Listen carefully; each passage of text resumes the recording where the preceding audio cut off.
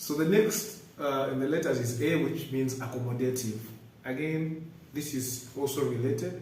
We are accommodative in such a way that we do not discriminate according to age, according to profession, according to sector, or any other differences.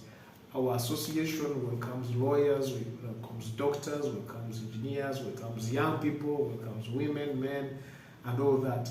That diversity and inclusion makes us uniquely positioned to achieve much more than any other association in this country could, because of the extent of membership that we have.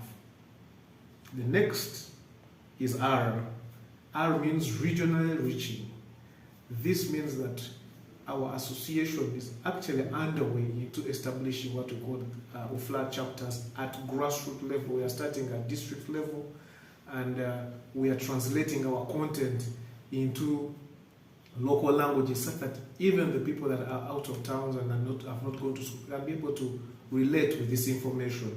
So we are going to be the most regionally reaching in that we'll be having establishments or chapters at district level, and we are planning to even move them further up to village level. This is going to be unique in such a way that whatever happens, whatever programs run in Kampala can be run in any village, and also building an ecosystem around them for the long term.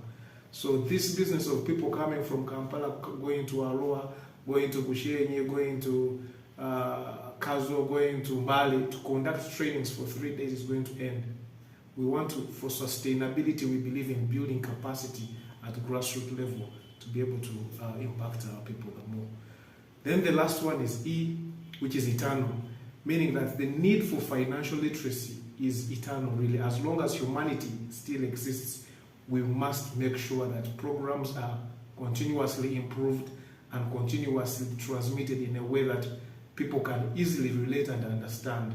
Young people are still being born, that means that group needs training.